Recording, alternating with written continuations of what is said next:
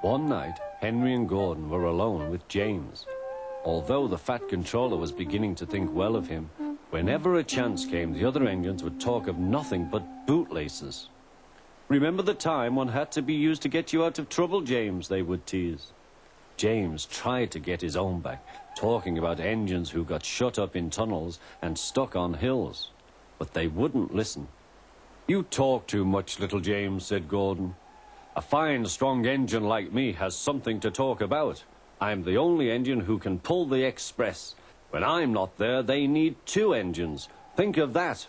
I've pulled expresses for years and have never once lost my way. I seem to know the right line by instinct." Every wise engine knows, of course, that the signalman works the points to make engines run on the right lines, but Gordon was so proud he had forgotten. "Wake up, James," said Gordon next morning. "It's nearly time for the express." "What are you doing? Odd jobs?"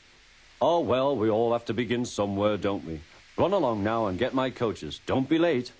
James went to get Gordon's coaches. They were all shining with lovely new paint.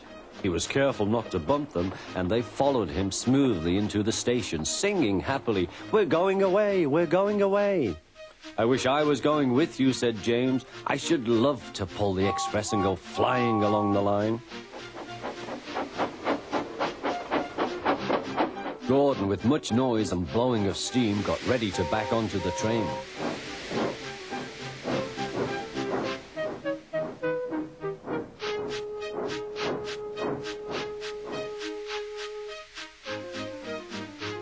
The Fat Controller was on the train with other important people, and as soon as they heard the guard's whistle, Gordon started.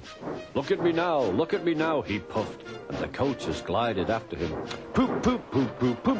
Goodbye, little James. See you tomorrow." James watched the train disappear and then went back to work. He pushed some trucks into their proper sidings and went to fetch the coaches for another train. James had just brought the coaches to the platform when he heard a mournful noise. There was Gordon trying to sidle into the station without being noticed. "Hello, Gordon. Is it tomorrow?" asked James. Gordon didn't answer. He just let off steam feebly. "Did you lose your way, Gordon?" said James. "No, it was lost for me.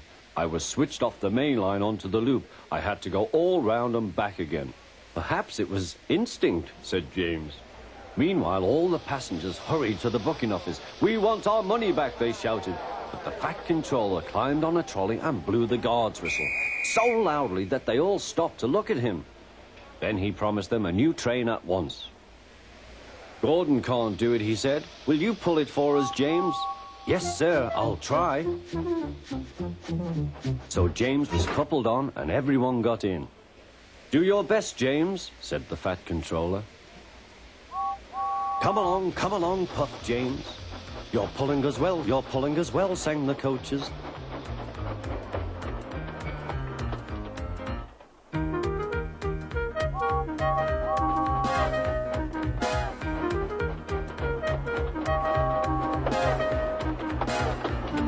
Bridges and stations flashed by, the passengers cheered, and they soon reached the station. Everyone said thank you to James, and the Fat Controller was very impressed. "Well done," he said. "Would you like to pull the express sometimes?" "Yes, please," answered James. Next day, when James came by, Gordon was pushing trucks. "I like some quiet work for a change," he said. "I'm teaching these trucks manners. You did well with those coaches, I hear." "Good, we'll show them." And he gave his trucks a bump. James and Gordon are now good friends. James sometimes takes the express to give Gordon a rest. Gordon never talks about bootlaces, and they are both quite agreed on the subject of trucks.